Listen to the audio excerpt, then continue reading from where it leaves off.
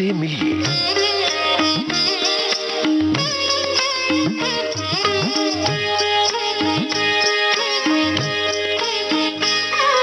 श्रोताओं, इनसे मिलिए कार्यक्रम में आज सुनिए संवाद और पटकथा लेखक आनंद राठौर से जी श्याम की बातचीत। श्रोताओं नमस्कार।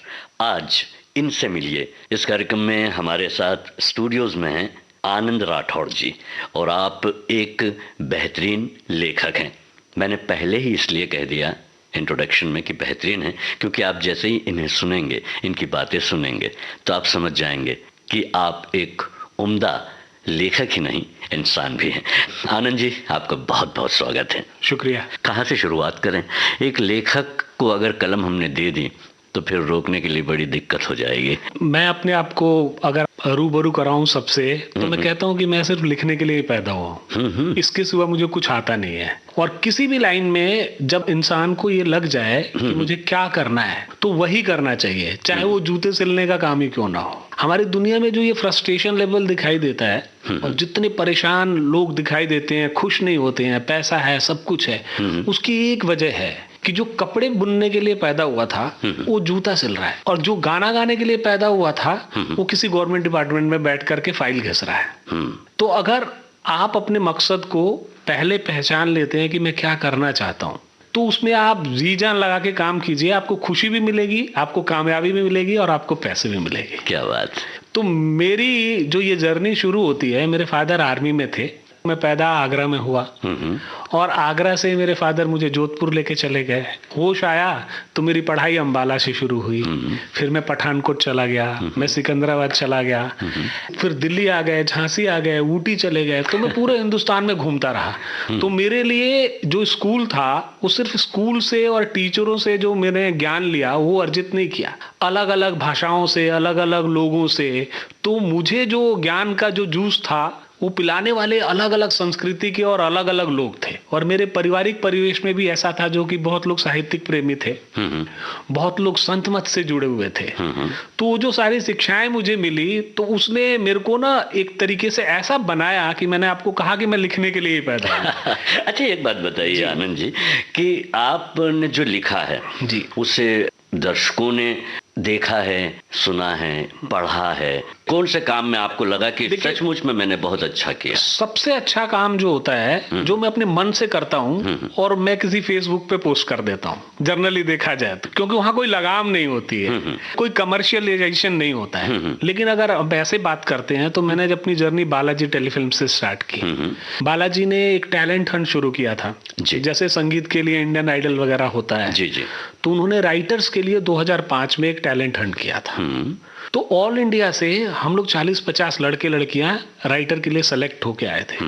12,000 लोग थे जिन्होंने compete किया था दिल्ली में। वहां से हम दो, एक अंकिता नाम की लड़की थी और एक मैं, दो लोग सेलेक्ट होके आए थे दिल्ली से। फिर बालाजी टेलीफिल्म्स में अलग अलग क्रिएटिव्स के अंडर में रह करके हम लोगों ने ये जाना समझा कि कहानियां प्रोड्यूस कैसे होती हैं, शोज कैसे बनते हैं, उनको पहले किस तरीके से लिखा जाता है। मतलब अगर आपको एक मजा हुआ उम्दा राइटर बनना है, तो आप 2 महीने जाके कम से कम बालाजी में काम कर लीजिए। आपको ये बात समझ में आ जाएगी कि कमर्शियल प्रोडक्शन और बढ़िया प्रोडक्शन कैसे होता है। तो वहां पे मैंने राइटिंग का पूरा क्राफ्ट सीखा। मेरी क्रिएटिव होती थी उस टाइम निवेदिता बसु और कहानी घर घर की। उसके बाद काव्यांजलि, केसर, इस तरीके से मैं शोज, स्क्रीन प्ले, हमारी पूरी टीम होती है, तो हम राइटर्स उस पे बढ़ते थे, काम करते थे। तो इसमें करना क्या होता है? जो मूल कथा होती है जी, वो कोई और लिखता है, स्क्रीन प्ले कोई और लिखता है, संवाद कोई और लिखता है, किस तरह से होता है? टेलीविजन सीरियल का क्या होता है ना सर, कि जैसे महाभारत और रामायण भी बनाए जाए तो 200-400 एपिसोड में निपट जाएंगे, लेकिन सास बहू के ड्रामे हजारों एपिसोड चलते हैं। तो उसमें ऐसा होता है कि अब 1000 एपिसोड एक ही राइटर नहीं लिखता है। शुरू में एक राइटर की टीम होती है। तो हमारे उस टाइम सीनियर राइटर होते थे, अंजना सूद होती थी, धीरज शर्मा होते थे, महेश पांडे होते थे, और भी राइटर्स थे। एकता कपूर खुद बहुत सोचती हैं, बहुत आइडियाज हैं उनके पास। तो उन्होंने उस कहानी को कंसीव किया, उसके बाद उसे थोड़ा बढ़ाया, फिर नए राइटर्स की टीम आती है, उस कहानी को थोड़ा और बढ़ाती है। और हमारी काम करने का मैं एक तरीका है आपको बता देता हूँ, ताकि जो हमारे जो श्रोता हैं, जो सुन रहे हैं, और खास करके जो इस फील्ड में इंटरेस्ट रखते हैं, उनको पता चले एक शो बनने का प्रोसेस क्या होता है। मान लीजिए कोई भी एक राइटर या खुद प्रोड्यूसर एक कहानी लेके आता है कि ये कहानी है, और चैनल के साथ में ये बातचीत हो जाती है और ये पता चल जाता है कि इस कहानी पे हम लोग एक शो बनाएंगे। और प्रोडक्शन हाउस में भी जनरली ऐसा होता है, लेकिन बालाजी जैसा कहीं नहीं होता। वहां पर क्या होता है कि एकता कपूर के साथ, मेन प्रोड्यूसर के साथ सारे क्रिएटिव्स की और राइटर्स की टीम बैठती है और उसको हम लोग क्रिएटिव मीटिंग कहते हैं। उस मीटिंग में ये तय होता है कि आने वाले 10 एपिसोड में किस तरीके का ड्रामा दिखाया जाएगा। तो 10 एपिसोड का ड्रामा जब तय हो जाता है तो उसको क्या करते हैं कि जैसे आप लोग मिनट्स ऑफ मीटिंग लेते हैं, वैसे ही वो पूरी रिकॉर्ड कर लेते हैं हम लोग। रिकॉर्ड करने के बाद कोई हम में से, हमारी टीम में से होता है, ऐसे प्रोफेशनल रखे जाते हैं जो पूरा टाइप कर देता है। अच्छा। टाइप करके वो सारी कॉपी सारे राइटरों के पास होती है, स्क्रीन प्ले राइटरों के पास होती है।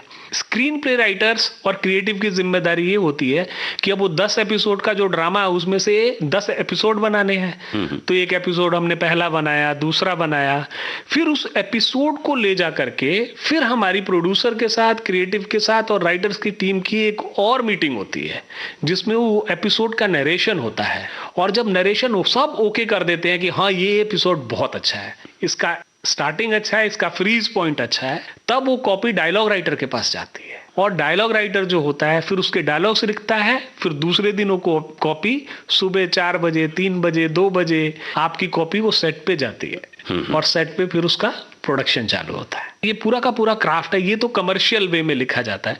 हमारे हिंदुस्तान में सबसे बड़ा चैलेंज बहुत होता है, जो उत्तर के बेल्ट के लोग आते हैं उनको हिंदी बहुत अच्छी आती है, इंग्लिश नहीं आती।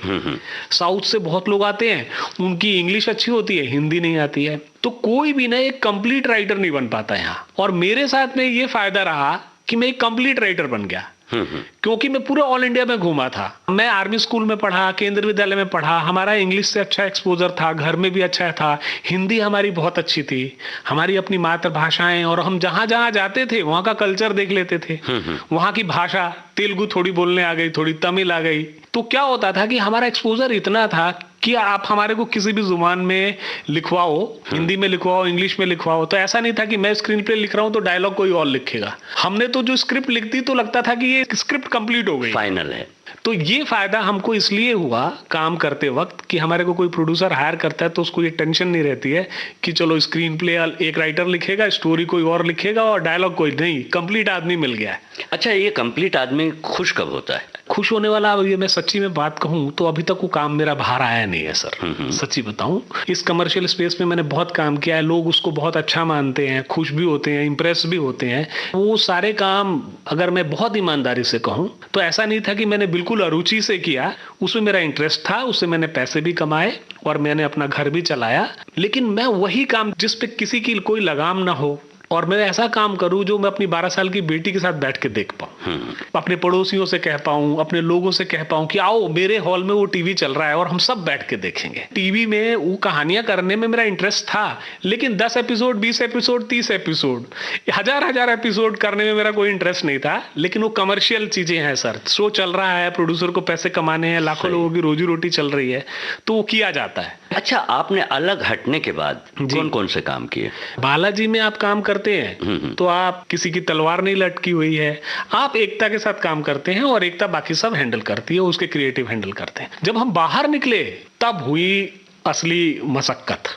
वरना मैं मुंबई में आया था तो बालाजी टेलीविजन ने मुझे रहने के लिए दे दिया सर। इस मुंबई में जो लोग आते हैं वो रोड पे स्ट्रगल करते हैं, हमें रहने के लिए दे दिया, 2-2 गाड़ियां दे दी, खाने के लिए दे दिया सर। मतलब किसी चीज की इस शहर में आने के बाद आपको चिंता नहीं थी। मैं बहुत शुक्रगुजार हूँ, उन्हीं की वजह से मैं यहाँ आया और वहां जो मैंने सीखा उसी की वजह से मैं इतने सालों टिक गया।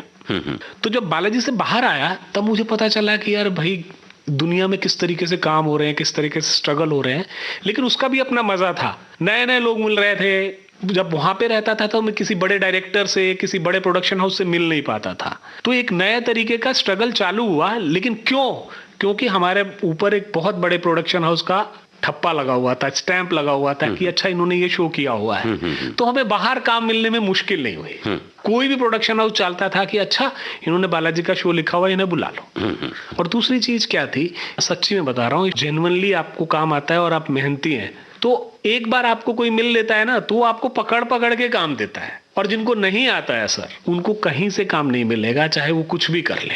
ऐसा आपका मानना है? मेरा मानना है, ईमानदार हैं और आप हुनर पे आपकी पकड़ है तो आपको काम देने से कोई नहीं रोकेगा। तो इस तरीके से जैसे मैं दिल्ली में भी था, यहाँ आने से पहले कॉलेज के दिनों से ही मैं रेडियो के लिए काम करने लगा। दूरदर्शन पे मेरी आवाज प्रोग्राम आता था, तो एक जर्नलिस्ट हमारे पड़ोसी हुआ करते थे, उन्होंने देखा यार तू बहुत अच्छा लिखता पढ़ता है, तो कहने लगे कि चल शो लिखते हैं। एक दूरदर्शन पे शो आता था स्कूल डेज करके, तो हुआ क्या इंटरेस्टिंग वाकया हुआ, वहां पर मेरा एक दोस्त लेके गया और उन्होंने कहा कि आपको ये स्क्रिप्ट लिखने आती है? मैंने कहा कि सर मैं टीवी में देखता हूँ और जैसा देखता हूँ ना आप लोग करते हैं वैसा लिख सकता हूँ। तो उन्होंने कहा कि आप एपिसोड लिख करके लाइए। हाँ। तो मैं दूसरे दिन ही 4 एपिसोड लिख के आया। वो बोलते हैं कि इसी को तो स्क्रीन प्ले बोलते हैं। वाह। तो मुझे ये समझ में आया कि ये मेरा हुनर है। अच्छा, ये जो हुनर आपने हासिल किया, हाँ, इसके लिए आपको परिवार का सपोर्ट मिला? मेरे फादर भी बहुत अच्छा लिखते, पढ़ने में उनका वो था। मैं खुद ही जानता हूँ कि मेरी फैमिली में जैसे मेरी मदर हैं या उन लोगों का कोई ऐसा नहीं है, लेकिन मैंने आपको बोला अपना टैलेंट पहचानना पड़ता है। मैं स्कूल के दिनों से ही पहचान गया था कि इसके सिवा मुझे नहीं आता कुछ। मुंबई में फिल्म इंडस्ट्री में, खास करके टीवी इंडस्ट्री में जो है, एक लेखक के रूप में आपने अपनी एक पहचान तो बना ली है। जो पहचान बनाने के लिए प्रयत्नरत हैं, उन्हें किस बात पर फोकस करना चाहिए ये भी बता दीजिए। उन सारे नौजवान लड़के लड़कियों को कहूंगा जो लेखक बनना चाहते हैं, आज की डेट में कंपटीशन बहुत है और इंटरनेशनल लेवल पे कंपटीशन है, तो आप अपने क्राफ्ट को सुधार के, अगर आपको लगता है कि आप राइटर आपके अंदर है, तो फिर उस कला को थोड़ा निखार के आइए। आजकल ऑनलाइन सीखने के लिए, समझने के लिए बहुत है, तो उस पे मेहनत करके आइए। आप खुद बाइबल बनाना सीख के आइए, आप एक स्क्रीन प्ले कैसे लिखते हैं, एक डायलॉग कैसे लिखते हैं, खुद अपनी एक स्टोरी लिख के आइए। जब हम लोग थे तो मैं सोचता था कि जैसे मैंने प्यार किया पिक्चर चल रही है, उसमें ये गाना चल रहा है कबूतर जा जा, अगर मुझे प्रोड्यूसर ने मुझे लिरिसिस्ट बना के गाना लिखने को कहा होता तो मैंने कैसा लिखा होता, तो मैं अपनी तैयारी करता था। तो आप इस तरीके की ट्रेनिंग इस जज्बे के साथ में कि कल को जैसे कि आप किसी फिल्म में आप शोले पिक्चर देख रहे हैं जी, और शोले पिक्चर जैसी कहानी आपको एक प्रोड्यूसर लिखने को दे, तो सलीम जावेद साहब ने जो काम किया आप किस तरीके से करेंगे? क्या बात। ये ट्रेनिंग आप अपने घर पे करिए, और अगर आप 10-5 घंटे और कई कई दिनों तक आप अपने घर में अकेले अपने आप को एंजॉय कर सकते हैं तो आप राइटर बनिए। नहीं तो आप सोचते हैं कि मैं पार्टी करके, धूम मचा के, ग्लैमर देख के मैं राइटर बन जाऊंगा, तो ये बहुत मुश्किल काम है, आप बर्बाद हो जाएंगे यहाँ आके। तो मेहनत करना है और यहाँ पे जिसको भी आना है उसको बहुत ही सोच के, समझ के और सीख के आना है। लोग ना आजकल सुनने के आदी हो गए हैं सर, ये वीडियो देखने के आदी हो गए हैं, पढ़ते नहीं है किताबें। हर राइटर को पढ़िए, इंटरनेशनल राइटर को पढ़िए। हम लोग स्कूल में थे तभी हम लोगों ने Nancy Drew, Hardy boys, super 7 इस तरीके की इंग्लिश नॉवल पढ़नी शुरू कर दी। उसके बाद हिंदी में हमने प्रेमचंद को, भारतेंदु हरिश्चंद्र को, सबको पढ़ना शुरू कर दिया। तो ये पढ़ना बहुत जरूरी है, तो आपका क्राफ्ट बढ़ेगा और आप कामयाब हो जाए। जो बेस है, जो आधार है, वो है लिखने के पहले पढ़ना। ये मजबूत होनी चाहिए, आपको पता होना चाहिए। और राइटिंग जो होती है ना, वो सिंपल एक चीज ड्रामा देख करके कॉपी पेस्ट होता है। आपका कॉन्शियसनेस होता है ना। अभी हमने 2 दिन पहले बात कर रहा था कि एक रिपोर्टर में और एक एंकर में बहुत बड़ा अंतर होता है। जो एंकर होता है वो प्रेजेंट है, कब उसके पास कैसे सवाल आ जाएंगे, कैसी परिस्थिति आ जाएगी, उसको इमीडिएटली अपने कॉन्शियसनेस से जवाब देना है जी। राइटर वैसे ही कामयाब होता है कि किसी भी सिचुएशन में कैसा भी है वो कहानी अपनी निकाल लेता है। क्या बात। तो आप अपनी कामयाबी जो है बनाए रखें, ऐसी हम आपको बहुत बहुत शुभकामनाएं देते हैं। और आपने जो बातें की हैं, अपने बारे में हमें बताया है, हमारे विविध भारतीय राष्ट्रीय सेवा के श्रोताओं को बताया, इसके लिए हम आपको बहुत बहुत धन्यवाद देते हैं। शुक्रिया सर, यहाँ बुलाने के लिए और इंटरव्यू के लिए बहुत बहुत शुक्रिया। इनसे मिलिए कार्यक्रम में अभी आप सुन रहे थे संवाद और पटकथा लेखक आनंद राठौर से जी शाम की बातचीत। इस कार्यक्रम में तकनीकी सहयोग रहा विनायक तड़वलकर का। कार्यक्रम के प्रस्तुतकर्ता जुबैर खान। इनसे मिलिए